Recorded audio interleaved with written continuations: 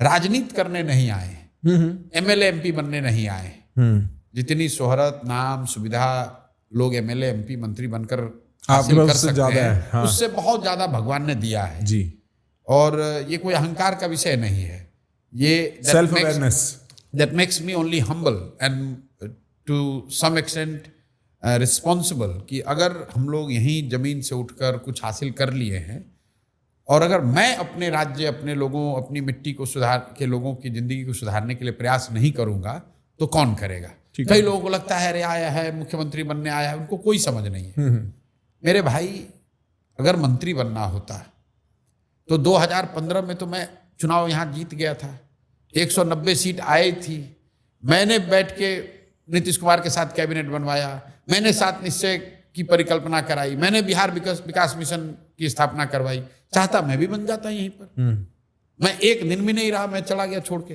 मेरी कभी दिलचस्पी इसमें नहीं थी कि बिहार में मैं कोई पद लेकर यहाँ राजनीतिक ओहदे पर बैठूं। उस समय मुझे ऐसा लगता था 14-15 में कि नीतीश कुमार में शायद वो क्षमता है, वो जज्बा है, वो सुधार रहे हैं और हम लोग करने के लिए पूरा दुनिया है, क्या जरूरत है आके बिहार में राजनीति करने की। लेकिन एक समय आया 2019-20 कोविड के बाद से 1 साल के मेरे जीवन का भी रिफ्लेक्शन का, जो मैंने बिहार और बिहारियों की जो दुर्दशा देखी और कहीं ना कहीं एक तरीके से नीतीश कुमार के सुशासन का जो पर्दाफाश देखा, उनकी इनसेंसिटिविटी देखी, उनकी संवेदनहीनता देखी, तो लगा कि नहीं, ये बिहार में जाकर अगर हमारे जैसा व्यक्ति हिम्मत करके कुछ नहीं करेगा तो कोई हिम्मत नहीं कर पाएगा। इसलिए यहाँ वापस आए हैं और बिल्कुल संकल्पित हैं। 2 बरस लगे, 5 बरस लगे, 10 बरस लगे, सब कुछ जीवन में जो कुछ भी है वो बिहार को सुधारने में लगाए हुए हैं और पीछे नहीं हटेंगे। कई लोग हमको कहते हैं भैया बड़ा कठिन काम ले लिए।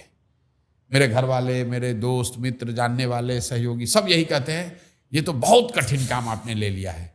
मैं कहता हूं भाई कठिन है इसलिए मुझे करना है, कोई दूसरा नहीं हिम्मत करेगा इसलिए मुझे करना है। It is only meaningful when it is difficult.